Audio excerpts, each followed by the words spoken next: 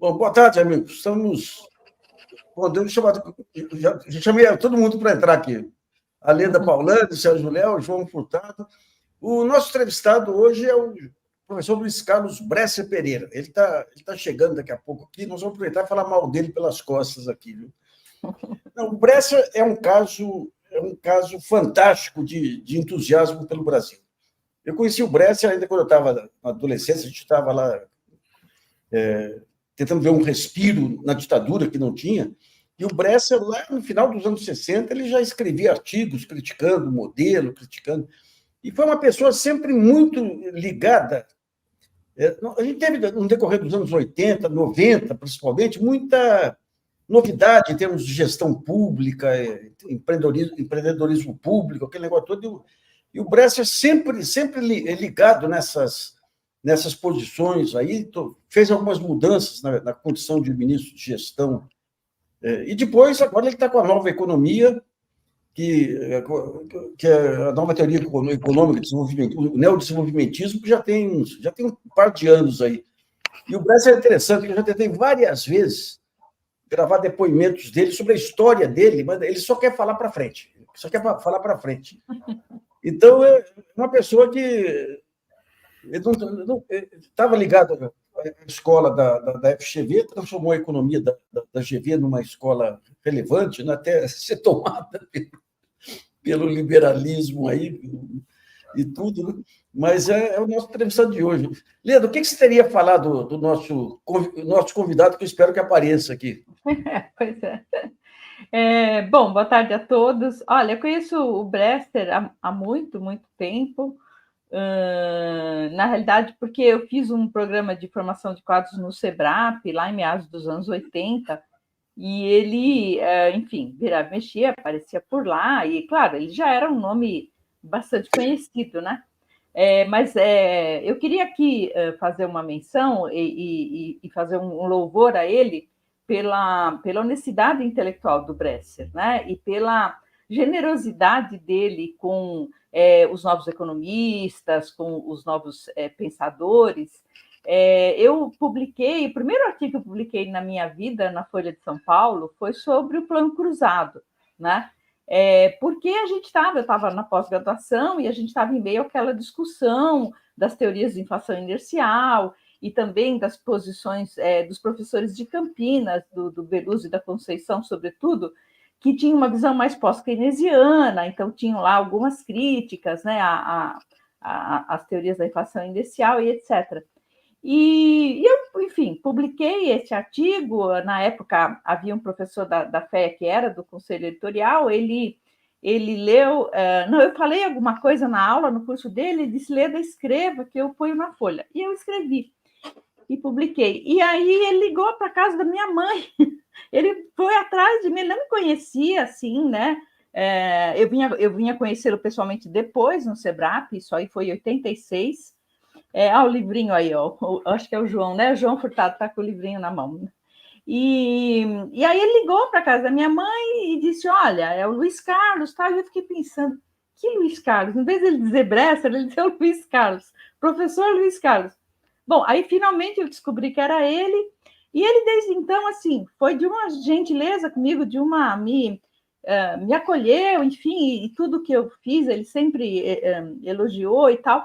E eu achei assim, puxa, né? Porque ele já era um super nome, aí ele vai lá ligar para uma pessoa absolutamente desconhecida e etc, né?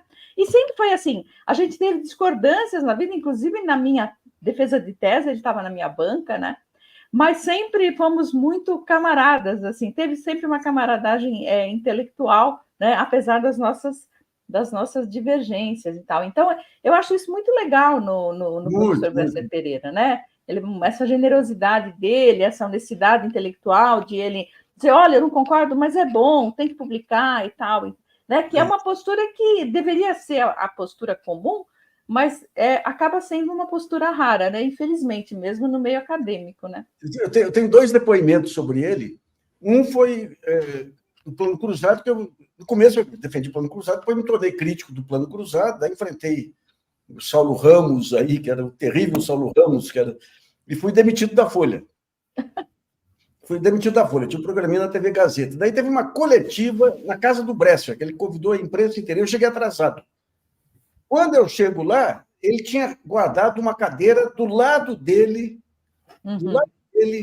para um jornalista que não estava na grande imprensa. Então, é uma figura diferenciada. E é gozado quando eu lancei... É que ontem eu me apresentei aqui no Clube do Choro, aqui em Brasília, e quando eu lancei meu CD lá atrás, 20 anos atrás, lá, o Bresser foi até com a Cláudia Costin.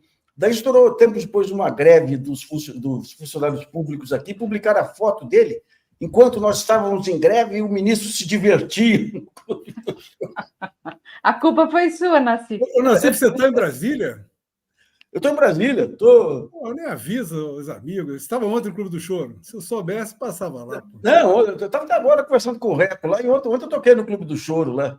Ontem toquei com o pessoal. Estava no Infino ouvindo o pessoal numa homenagem a Etta James. Podia estar te ouvindo lá.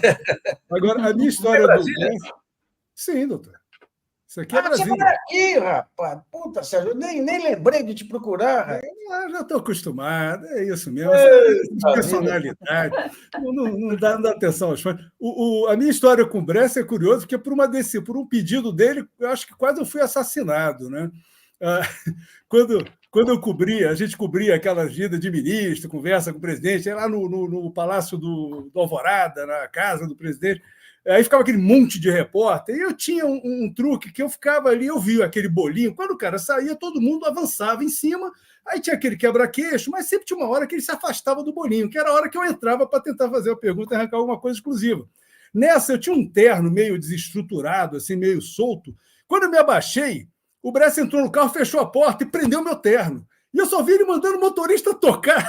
Eu vi a hora que eu ia sair, sendo arrastado pelo Bresser. Essa história ficou famosa o dia porque teve gente que falou que eu cheguei a ser arrastado, que não é verdade. Mas, fora essa tentativa de assassinato do ministro, ele foi... uma coisa que me impressionava muito é que ele, na época, era um dos nomes mais citados na bibliografia internacional de economia. E foi o primeiro cara que eu ouvi falar da tal da doença holandesa, o primeiro cara a se preocupar com o que muita gente anunciava como uma grande vantagem, que é a valorização do real, as commodities bombando, e ele mostrando que aquilo ali indicava uma tendência muito negativa para a indústria, para a economia nacional. E ele foi um batalhador, um grande promotor desse debate, né? Isso é algo que eu acho que é uma das marcas da atuação pública do Bresser, foi essa... Sérgio, quando o PSDB larga aquele ideário inicial da social-democracia e tudo, ele sai fora mostrando que a coerência dele era com as ideias. É um cara coerente. Exato. Isso eu acho também uma outra coisa que a gente deve destacar, né, na personalidade do Bresser. Ele se prende a ideias e a visões, quer dizer, quando ele percebeu para onde caminhava o PSDB, ele não teve dúvidas, né, de, enfim, mudar de lado e, inclusive, apoiar sempre. Eu acho que ele teve, por exemplo, em todo esse pesadelo aí, que foi o impeachment da Dilma e depois a ascensão do Temer, Bolsonaro e tal, que o PSDB fez um papel horroroso, né, como sabemos, o papel do Bresser foi, assim, fundamental, assim, porque que ele era uma figura, né, que sempre foi ligado aos tucanos, sempre foi ligado ao PSDB, uma figura de proa, né, uma figura importante, e ele não titubeou um segundo, né, de se colocar do lado correto da história, vamos dizer assim, né. Então, isso também acho que é uma coisa admirável, né, nele. Eu tenho uma outra história com ele muito boa também, que eu lancei o primeiro serviço digital aí, que era pelo Cirandão na época e tudo, e foi feito um lançamento no hotel, onde apareceram lá o Staub, que tinha um computadorzinho, tinha lançado um computadorzinho, o pessoal lá de uma outra empresa, acho que é Prológica, aí. Foi o pessoal da SEI convidado, o pessoal da SEI, aqueles coronéis da SEI bravo lá, e foi o Bresser. Daí, quando o Bresser viu lá e viu o computador, falou: nossa, eu tinha pedido para o Miller era o presidente do Banco Central, trazer um desses para mim dos Estados Unidos. o que a gente viu de coronel olhando de lado, fingindo que não tinha ouvido aquilo. A informação da produção é que ele está entrando aqui, vamos ver. Vamos ver, professor Bressa. Falar para ele que agora é tarde, a gente já falou todo mal dele, não tem jeito. Mal dele, já, agora já pode entrar, viu? Eita vida. Bom, já está entrando. Bom, deve estar chegando. Agora, o Bresser, ele teve, no tempo do Pão de Açúcar, ele montou um departamento econômico lá que era referência. O mercado não tinha departamentos econômicos ainda, né? E lá o do Pão de Açúcar, porque o Abílio queria ser do Conselho Monetário, aquela história toda. O do Pão de Açúcar tinha ele, tinha o Yoshiaki Nakano, tinha o Geraldo Gardenali, que era um cara muito interessante também, que sumiu aí, que eu não vi mais aí, que foi a base do Departamento de Economia da Fundação Getúlio Vargas, né? E quando ele montou a economia da Getúlio Vargas, teve algum curto-circuito com o Rio de Janeiro, que o Rio de Janeiro ainda era aquela ortodoxia braba, né? Depois, a FGV foi mudando gradativamente, até em função do Nakano. O Nakano era um sujeito muito, muito interessante também, porque o Nakano ele não era dogmático. Depois ele ficou um pouco dogmático, mas não era dogmático. Ficou, verdade. Ele foi o primeiro a... Esse negócio da inflação inercial, da necessidade fundamental aí de ter âncora cambial, ele foi o primeiro. Logo depois que o Cruzado fracassou, ele estava como diretor do Banco Central, se eu não me engano, e ele começou a levantar a tese aí da... Obviamente, ele não tinha o bilhetinho azul do Edmar Baixa. Vocês leram isso? O bilhetinho azul do Edmar Baixa, né? Uma das coisas mais ridículas que eu já vi em 50 anos de jornalismo aí. Para quem não viu, pessoal, ele nessas comemorações do Real, ele disse que o Real só saiu porque ele escreveu um bilhetinho, um papel azul para o Fernando Henrique Cardoso, e aquilo lá convenceu o Fernando Henrique Cardoso a soltar o Plano Real. O que você acha, João? Pilhas de gente estudando isso muito tempo. Absurdo, né? Eu, evidentemente, pela distância e pelo respeito, eu não terei coragem de fazer essa pergunta ao Bresser, né? Mas a pergunta que eu faria, baseado no que vocês disseram até agora, é como é que ele manteve a espinha reta e o compromisso com posições fundamentadas, não apenas teoricamente, mas também política e eticamente, quando tantas pessoas, digamos, dobraram a espinha, se curvaram e foram cuidar da carteira, não é? É isso. Então, vamos aproveitar e falar com ele que está entrando aqui. Professor Bresser Pereira. Doutor Nassif, que prazer em vê-lo. A gente está falando mal de você até agora aqui, viu? Você demorou para entrar, nós ficamos falando mal aqui, viu? Dona Leda, Olá, Sérgio, boa tarde. Furtado, muito prazer em vê-los. Ficamos falando mal de você pelas costas, Bresser. Cerveja. Mas ainda bem que eu cheguei aqui, então. Ô, Bresser, então a gente vamos fazer a pergunta síntese aí. O que te leva, durante tantas décadas, a continuar acreditando no Brasil? Bom, quer dizer, eu entendo que eu nasci no Brasil, sou um cidadão brasileiro e tenho deveres para com o Brasil. Tenho deveres com o seu povo, né, basicamente, quer dizer, mas com toda a sua sociedade. E então eu vejo que é um país que é muito atrasado. Não se fala assim, que é um país subdesenvolvido e continua subdesenvolvido. Quer dizer, apesar de ter feito ter tido um grande desenvolvimento entre 1930 e 1980. Mas depois, né, praticamente estagnou, quase estagnou. Né, e foi... Então, como o Brasil é o meu país, eu tenho que acreditar nele, eu tenho que lutar por ele, eu tenho que defender os interesses dos brasileiros, né?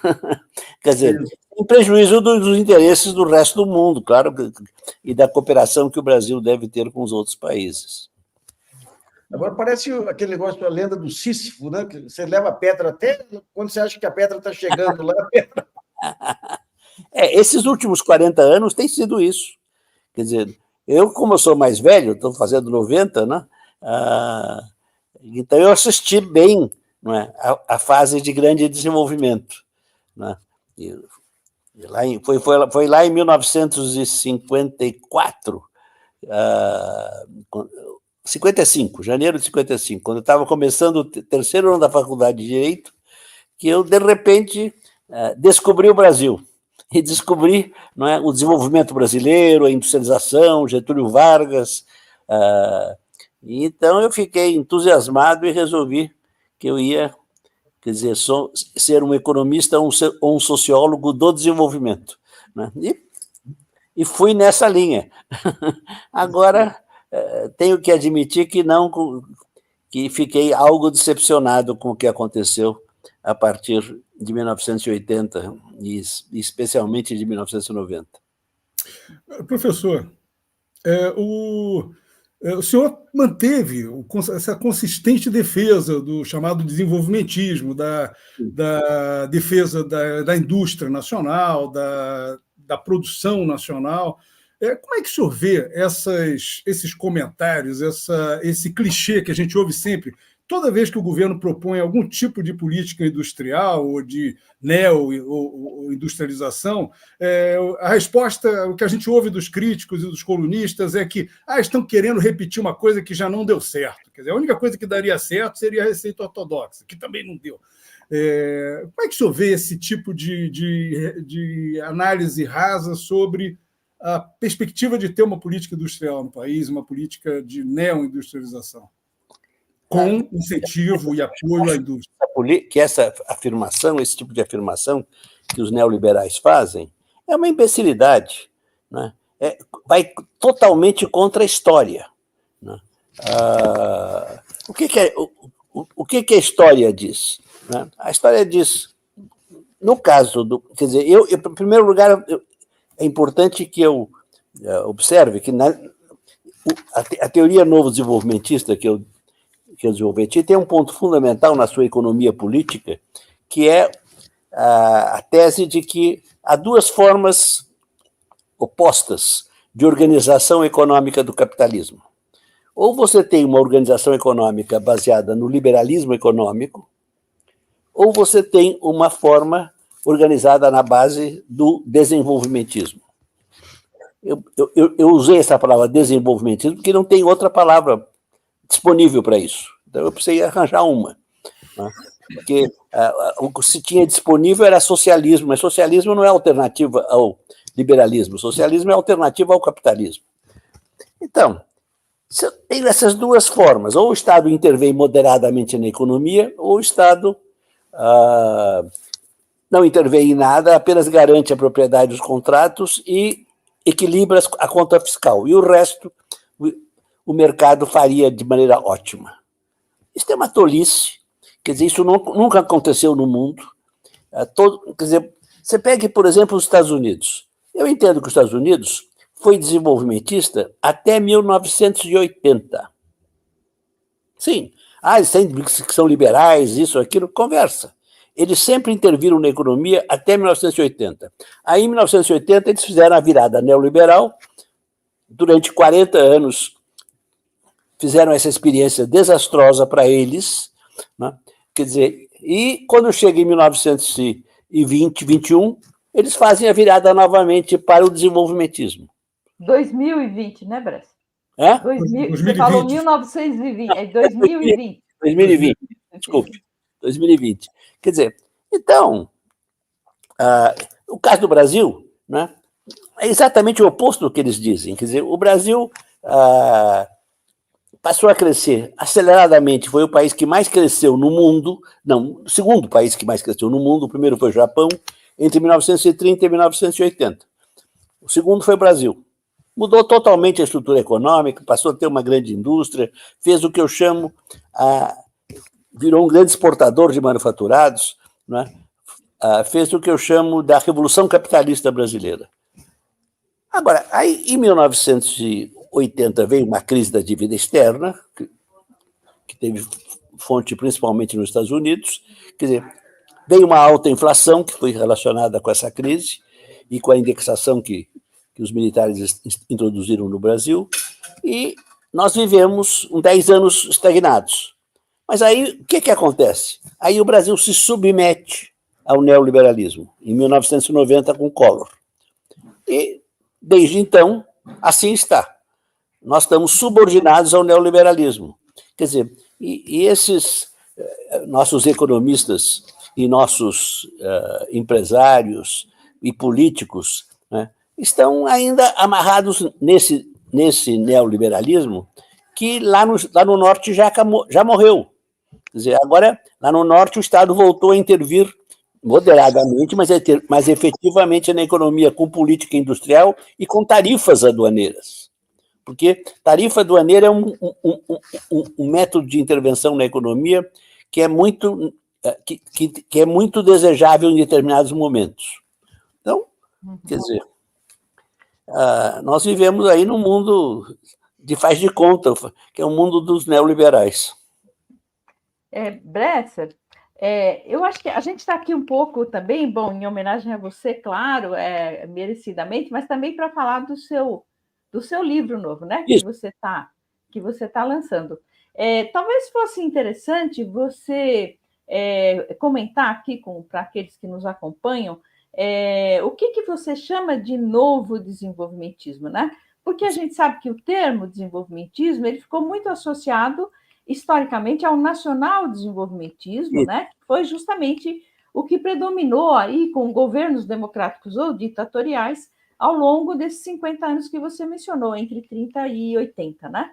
Isso. E agora, enfim, o título do seu livro, da sua teoria, enfim, é novo desenvolvimentismo, né? Não é mais o nacional desenvolvimentismo.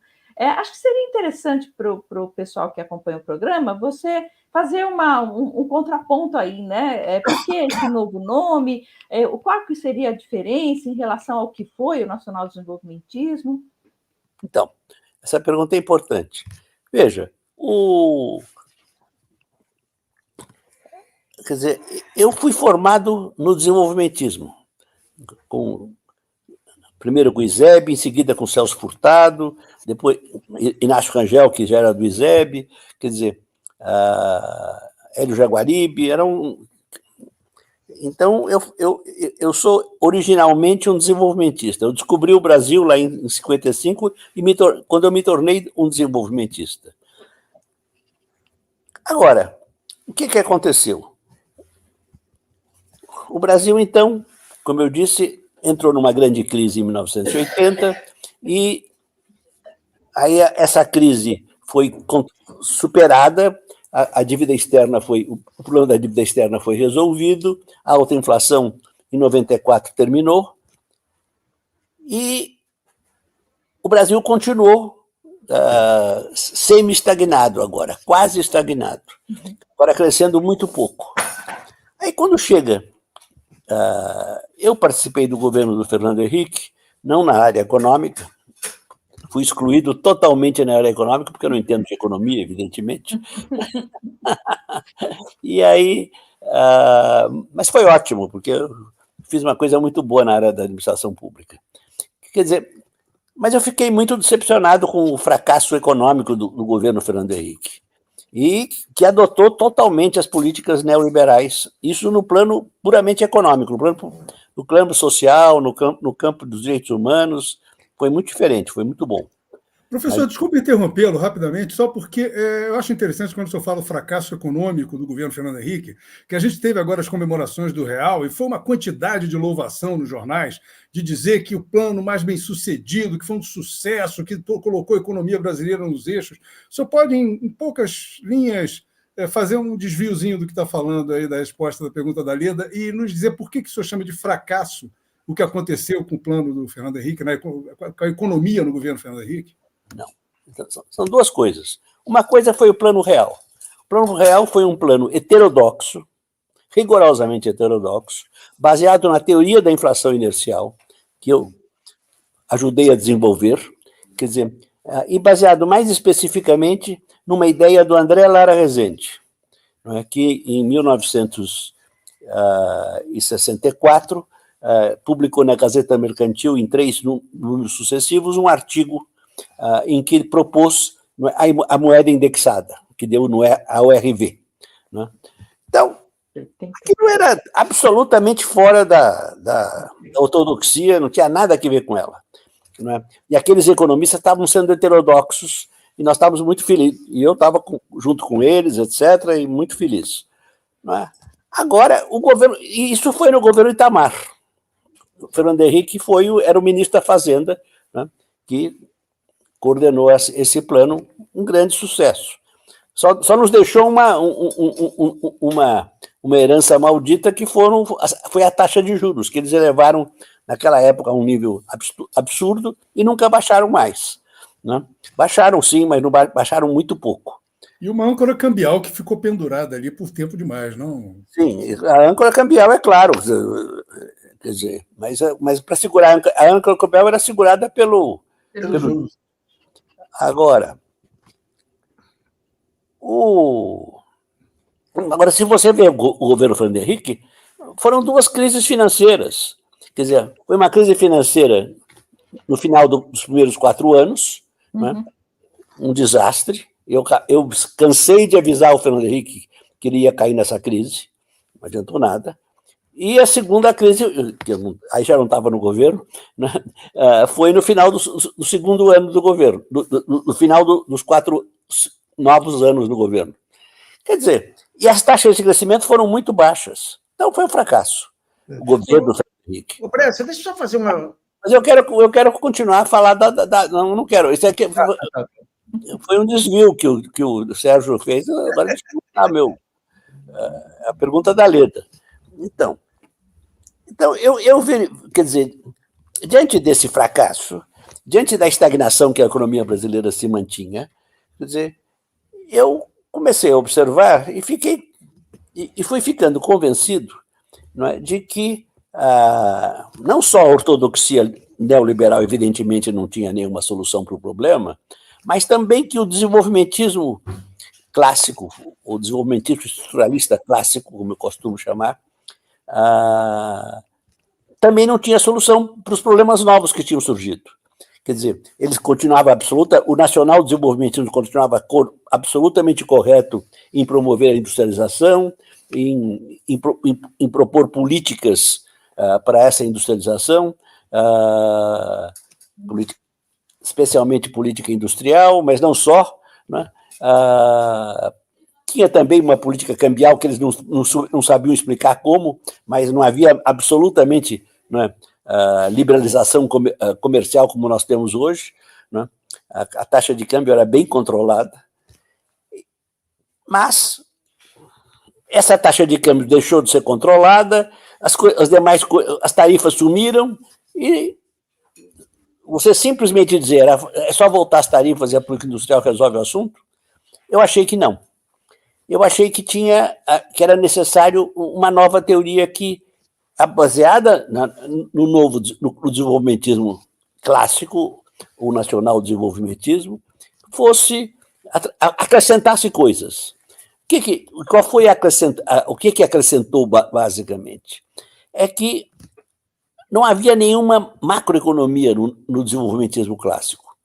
Eles tinham uma teoria da inflação baseada em estrangulamentos do lado da oferta, que era muito modesta e pouco significativa, e logo superada assim que o país se desenvolve, essa teoria é superada, porque o mercado passa a funcionar razoavelmente bem. Então, precisava outra coisa. E o novo desenvolvimentismo é isso, é essencialmente uma macroeconomia do desenvolvimento. Essa macroeconomia a contribuição maior do novo desenvolvimentismo é focar a sua atenção sobre a taxa de câmbio, sobre a conta corrente do país, que era ignorada pelo desenvolvimentismo clássico, e pela taxa de juros, naturalmente. Porque o paper fundador do novo desenvolvimentismo foi um paper que eu escrevi com o Nakano, criticando a política de juros altos. Era uma proposta de Crescimento com Estabilidade, né? E de 2001. Né? E uma crítica também ao crescimento com poupança externa.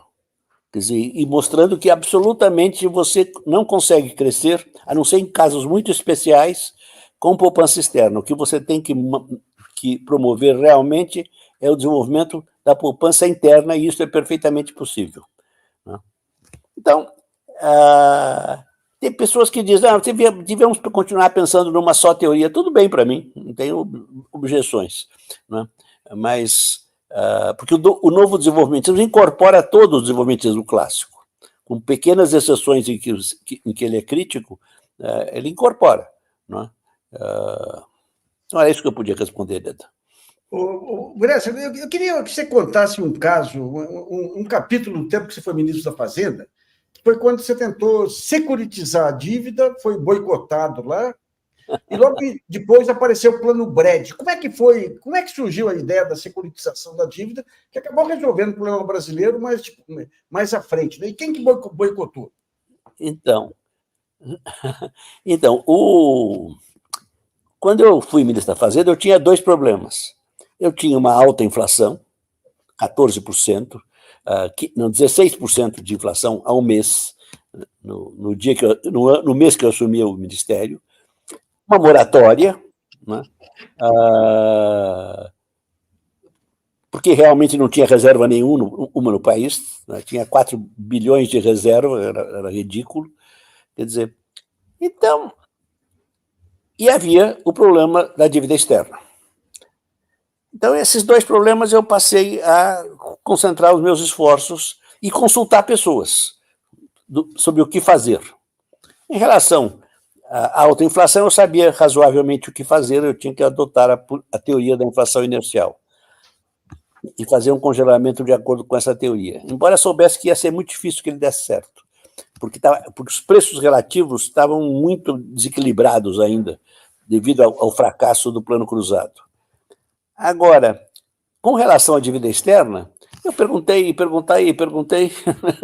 quer dizer, e aí um dia chegou o Roberto Janete Fonseca e me disse, olha, eu encontrei uma pessoa que me disse que um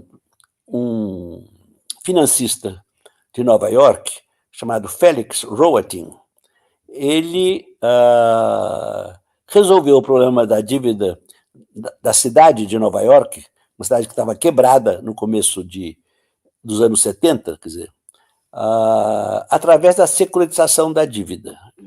Eu perguntei, o que é isso? Né?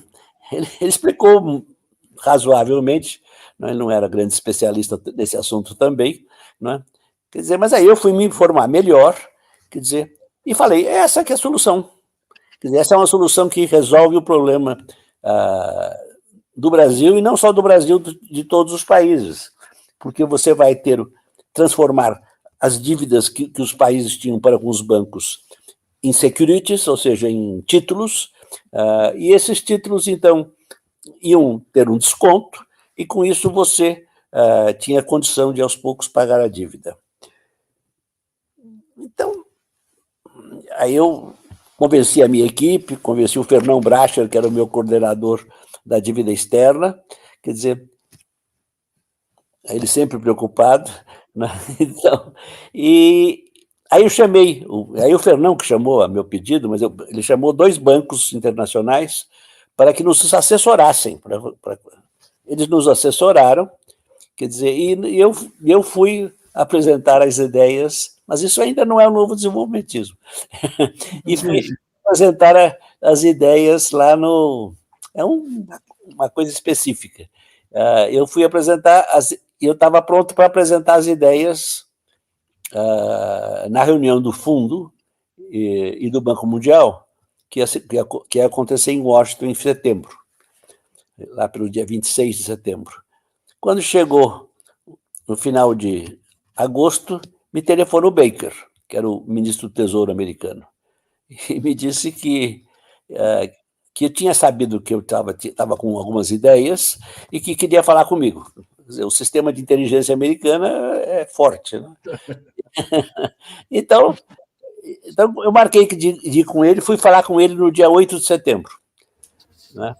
E contei para ele qual era o plano.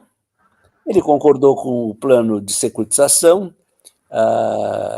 Ele não concordou que 20% da securitização fosse obrigatória. Não.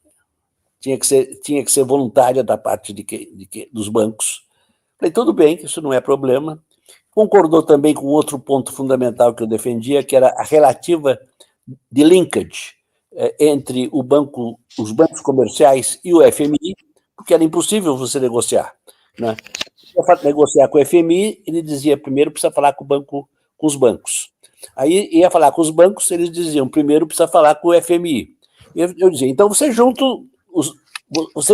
se juntam e eu negocio com vocês. Aí, isso não é permitido. Então eu falei, isso então não tem possibilidade nenhuma de se negociar coisa nenhuma desse jeito. Então eu quero que seja autorizada uma relativa de linkage. O Baker concordou. Aí foi para a reunião plenária, né, porque tudo eu e ele só, entre 9 e 10 da manhã. E lá os seus 2 assessores principais, um dos quais depois faria o plano Brady, daria as informações para o Brady, o sucessor do Baker, fazer o plano Brady, que era o meu plano, ponto por ponto. E eles negaram, disse que não podia. Eu falei, bom, mas eu combinei com você, eu dizia para o Baker. Tá bom, então combinou. Tá bom. Aí desci para falar com os jornalistas. Era meio-dia, desci, tinha que descer uma escadaria, né, lá do Tesouro, né, e falei que eu tinha feito uma pequena concessão, mas estava muito feliz, isso, aquilo, né, e fui almoçar. Aí eu soube que a Reuters teria publicado uma coisa, uma informação errada, e que o Baker estava furioso. Eu liguei para o Baker, né? Ele me disse, não se preocupe, não, eu já soltei uma nota, está tudo resolvido. Ah, que bom. Né? E aí fui dali direto para o Brasil. Quando chego porque não tinha que ir de trem até Nova York, e lá pegava o trem, já pegava o avião direto. E não tinha internet, não tinha essas coisas. Quando chegou no dia seguinte de manhã, né, no Brasil, no Galeão ainda, estavam lá os jornais, e os jornais diziam que o Baker tinha recusado a minha proposta. Grandes manchetes. Tinha dito não, tinha dito que não era um non-starter. Eu fui ver, aí eu falei, que diabo, que nota ele fez? A nota tinha deles era só isto. Quer dizer, puro imperialismo da pior espécie. O ministro Baker se reuniu com o ministro do Brasil, Bressa Pereira, e disse a ele que a sua proposta era um non-starter. Olha, Bressa, deixa eu só colocar um pouquinho da história aí. O Roberto Gianetti, depois dessa proposta, ele se associou ao Paulo Brito, do Grupo Cotim, e montaram a Cofinco, que era uma instituição financeira, e trouxeram o gringo para poder fazer negociação com esses títulos. E ficaram sócios da agência Dinheiro Vivo, que eu tinha acabado de criar lá. Sei. Daí, quando melou, eu tenho a impressão que agora ficou mais claro depois, quando melou a questão da securitização da dívida, daí eles tiveram uma rixa entre eles, romperam tudo, aí saíram da sociedade. Aí. Mas eu só nunca terminei, o que aconteceu que foi, aí 2 semanas depois eu voltei, o Baker quis falar comigo, eu falei, não vou ao Tesouro, eu só falo com você no próprio prédio do FMI, né? Mas o que foi interessante é que quando eu cheguei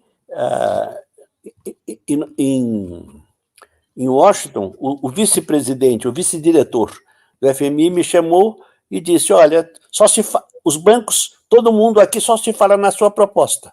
Porque os bancos ficaram muito interessados na minha proposta. Eu vi o problema deles também. Eles estavam com aqueles títulos, ou com aqueles contratos no seu portfólio, não sabiam o que fazer com ele. né? Quando se transformasse em títulos, vocês podiam começar agora a comerciar os títulos e tal, e voltar a trabalhar nos seus negócios, né? Assumindo um prejuízo ali, que tudo bem. Então, a reunião foi um sucesso. Ele queria que eu falasse primeiro do que o Baker na reunião do comitê interino, e depois, na segunda parte, na Assembleia Geral, fosse o contrário. Então, foi uma grande festa aquela reunião do banco e do fundo para mim, né? Mas logo depois, um mês e pouco depois, eu me demiti, não é? Porque o Sarney, eu não via condições de de continuar governando no governo, já que não havia ajuste fiscal que o Sarney concordasse. O Bresser, só uma coisa, com essa questão da dependência da financiarização, que vem lá de trás mesmo, como você mostrou, vem do Collor, passa pelo Real e tudo, continua. Quando é que você acha que o Brasil vai reunir condições para romper com essas amarras aí das metas inflacionárias, do controle da Faria Lima sobre a vida nacional? Eu não vejo... Eu não estou muito otimista sobre isso, não, né? Porque a única coisa que me dá um pouco otimismo é que talvez, né, os empresários brasileiros e os economistas brasileiros, políticos, comecem a olhar um pouco melhor para os Estados Unidos, né? E agora a Europa está procurando seguir, mas muito limitadamente, mas olhassem mais para os Estados Unidos, que está crescendo muito mais que a Europa, muito mais. Quer dizer, não mais que a China continua crescendo muito mais que os Estados Unidos, mas isso é outra história. Quer dizer, e vi sim que estão errados, né?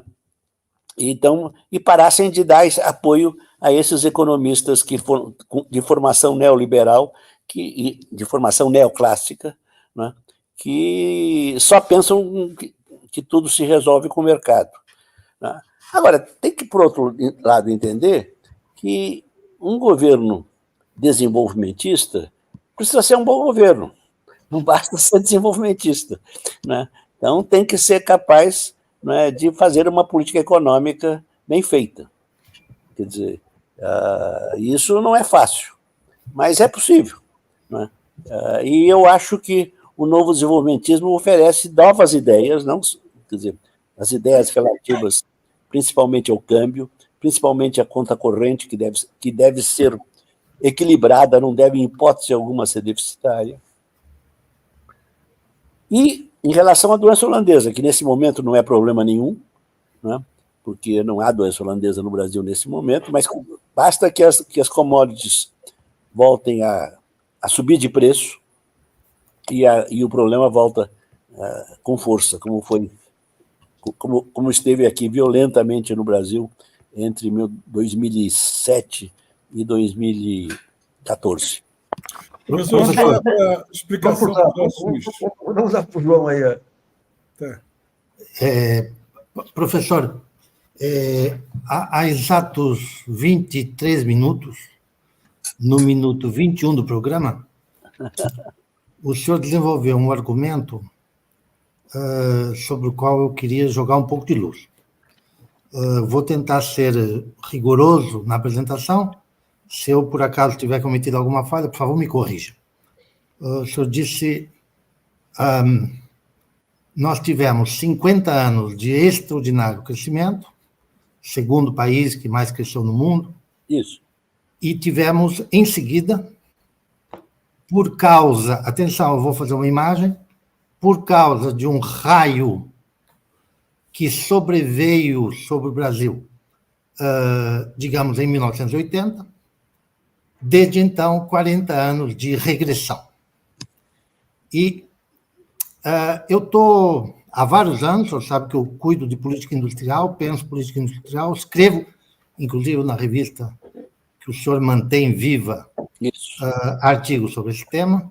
Eu tenho grande dificuldade em aceitar que não há nada de importante além do raio no céu azul. E que não há inclusive por causa do último argumento que o senhor apresentou. Não basta ser desenvolvimentista, tem que ter boa macroeconomia. Eu custo acreditar que não há um número suficientemente grande de heranças malditas daqueles 50 anos a explicarem a regressão dos últimos 40 anos. Bom, eu vou falar duas coisas em relação a essa pergunta. Quer dizer, uma é quanto à política industrial. Eu considero que política industrial é absolutamente fundamental. Todo país deve ter a sua política industrial. Agora, como também deve ter a sua política tecnológica, que é muito próxima da política industrial.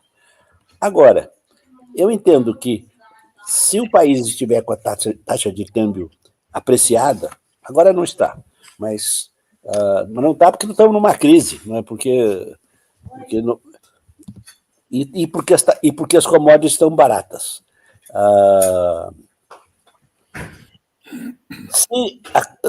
Se há um problema de taxa de câmbio, se a taxa de câmbio está apreciada, não está no que eu chamo de equilíbrio industrial, a taxa de câmbio que torna rentáveis, competitivas, as empresas que usam a melhor tecnologia brasileiras. Quer dizer, se houver apreciação, então é fundamental que a macroeconomia resolva o problema, ou seja, que a taxa de câmbio seja colocada no lugar certo. Senão a política industrial fica um processo de enxugar gelo, porque você não consegue ir adiante. Isso é uma coisa. A segunda coisa é que a política industrial que foi lançada pelo governo atual é muito simpática, eu aprovo que se leve adiante a política industrial, mas eu acho um escândalo que não se fala em tarifas. Quer dizer, por quê? Porque política industrial é subsídios, quer dizer, e é tarifas, são duas coisas. Subsídios que custam caro para o orçamento e tarifas que dão receita, né? Mas cada uma tem seus problemas, então você tem que saber usar as duas muito bem. Isto, né, não foi pensado. Eu cheguei a falar com o Alckmin sobre isso, mas não adiantou nada. Quer dizer, a minha explicação é que o ataque que as tarifas sofreram pelos neoliberais durante 30 anos, até que, quando chegou em 1980, eles se tornaram dominantes no mundo e 90 dominantes aqui no Brasil. Isso se refere a tarifas de importação, né, professor? Tarifas de importação. Eles fizeram uma lavagem intelectual nos economistas desenvolvimentistas brasileiros. Desenvolvimentistas. Mas, Bressa, deixa eu só trazer uma informação que eu colhi aqui em Brasília. O MDIC tem dois grupos lá. Tem um grupo de política industrial e tem um grupo da Camex. O grupo da Camex é Pedro Nery, é um pessoal que fez fama já como ortodoxos, daqueles que acham que tem que aumentar a produtividade da economia sem tarifas. E então, eles são hierarquicamente superiores ao pessoal do Conselho Nacional de Desenvolvimento Industrial. Ou seja, jogaram uma incumbência mais relevante aí do país, que é essa política industrial, nas mãos de um ministro que não tem muita noção das coisas e trouxe junto com ele aquele pensamento já superado daquele liberalismo tucano ali que acabou... Mas, Nassif, só um comentário sobre isso. Não é que jogaram sobre um ministro que não entende, é que os empresários industriais convidados para o Ministério da Indústria recusaram o convite. E o ministro Geraldo Alckmin, o vice-presidente Geraldo Alckmin, que foi lá para salvar o presidente Lula do vexame de não conseguir encontrar um empresário industrial. Eu sei de 3 empresários que recusaram. 3. Veja só.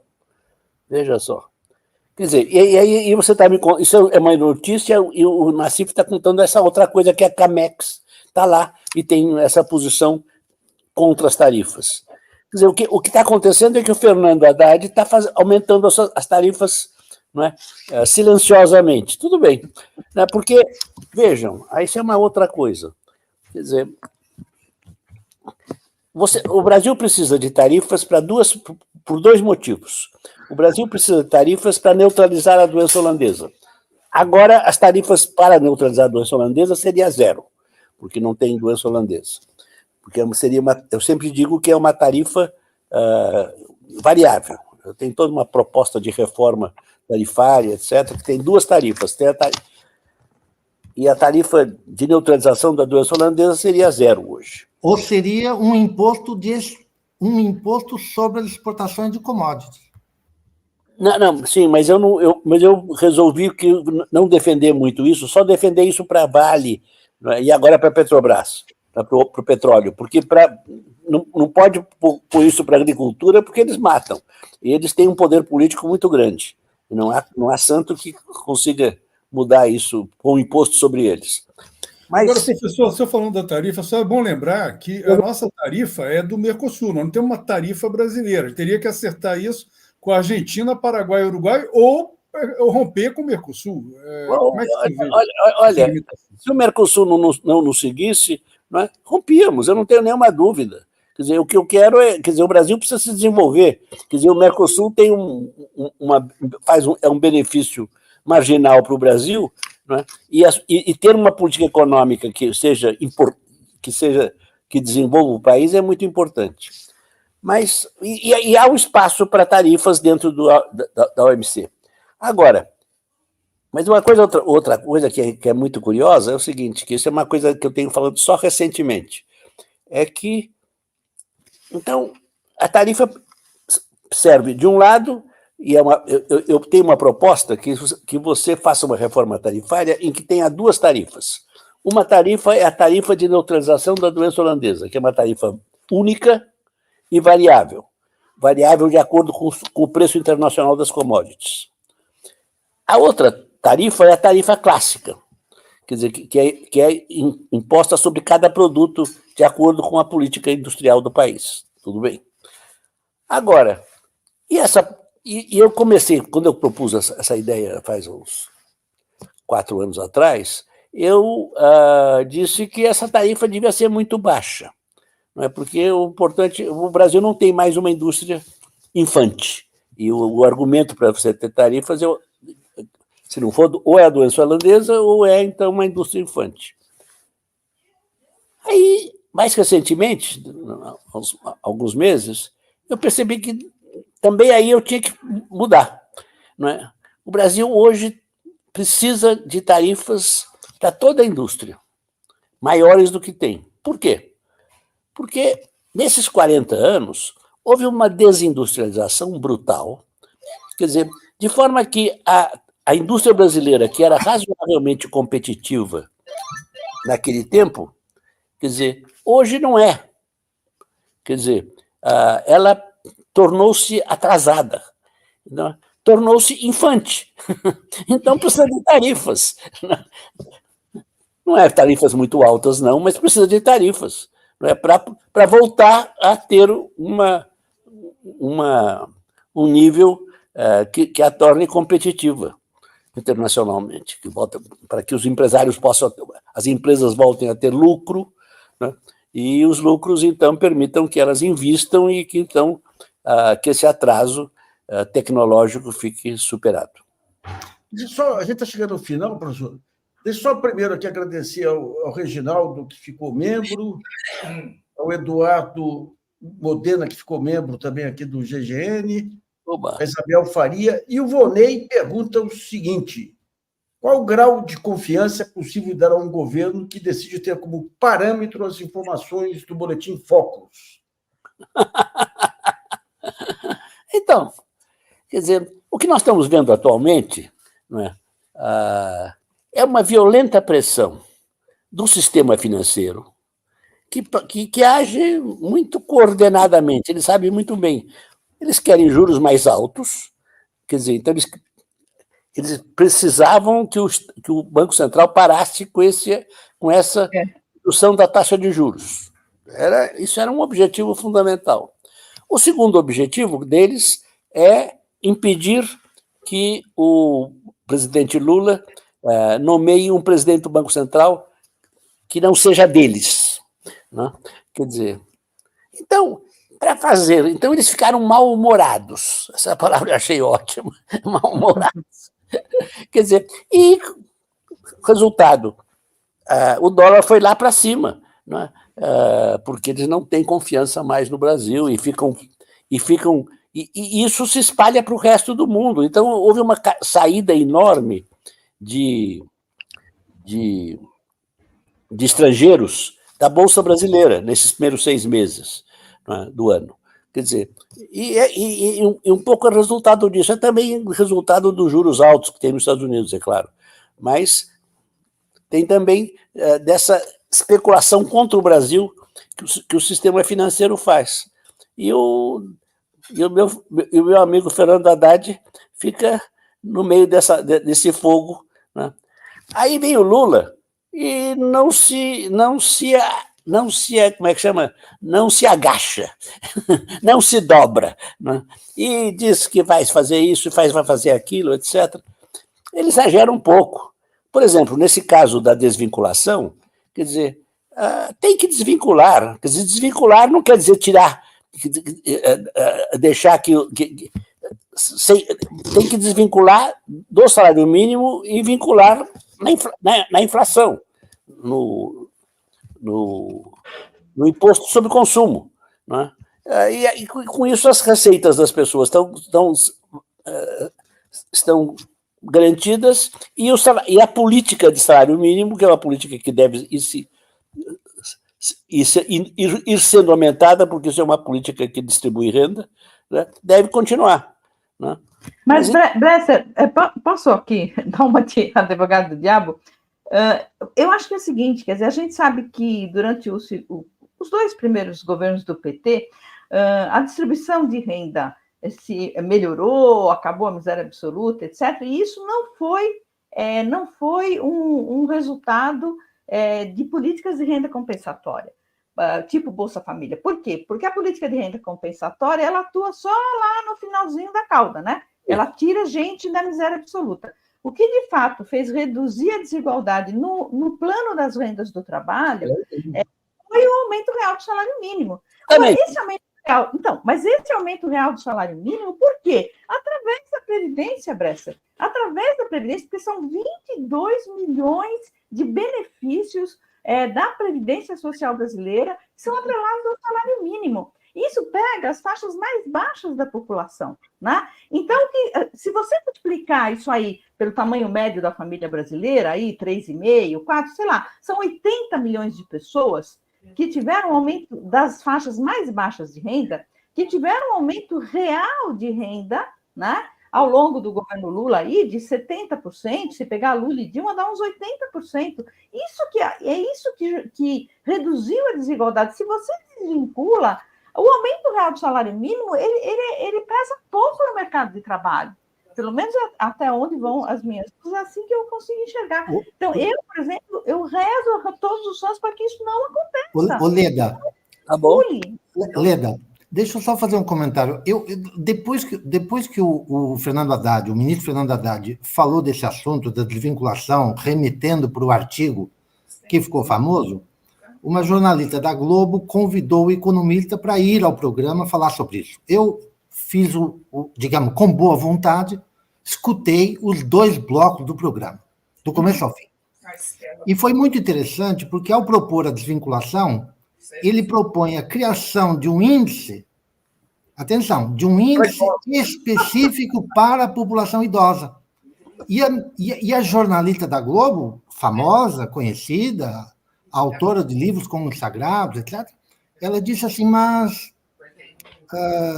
senhor economista, o índice das pessoas idosas vai ser mais elevado do que o índice geral do custo de vida. Então, que problema vai ser resolvido com a desvinculação? Se vocês vão vincular os benefícios dos idosos a um índice que cresce acima da inflação, vocês não apenas não vão resolver o problema, como vão agravá-lo, pelo menos o problema fiscal. Foi isso que eu entendi. Bom, professor, nós estamos chegando ao final. Eu queria agradecer muito a sua participação, queria depois a gente marcar novamente aqueles almoços esclarecedores aí. Marcar. Mas eu quero, antes de você, fazer um convite, porque no dia 6 de julho, quer dizer, próximos, não esse sábado, mas o outro, vai ter o lançamento do livro, O Novo Desenvolvimentismo, introduzindo uma nova teoria econômica e economia política. Vai ser na livraria Martins Fontes, de manhã, a partir das 10 horas. Boa, boa. Em Brasília não vai ter, não, presidente? Hã? Em Brasília não vai ter, não? Não vai ter lançamento em Brasília, não. Eu não vou lá, não. Pessoal, só para avisar que amanhã, no nosso programa de higiene jurídico, nós vamos analisar, tentar trazer especialistas para discutir um tema fundamental, que é como que se enquadra o cartel da Selic nas leis de direito econômico. Isso eu acho que vai ser um tema fantástico. Professor, mais uma vez, muito obrigado aí, um grande abraço. Pessoal, Leda, Sérgio, João, um grande abraço. Eu queria chegar aos 70 com a energia e a lucidez com que o professor está se aproximando dos 90. Nossa espectadora Sueli está dizendo que o professor Bresser tem que voltar mais, e eu concordo. Eu fiquei aqui frustrado porque tem uma série de pontos que ele levantou e outros que não chegou a levantar que daria uma outra hora de conversa. Viu? Vamos marcar. Pessoal, um abraço aí. Até mais, gente. Obrigada, Bresser. Tchau para todos. Até logo, Leda. Até logo.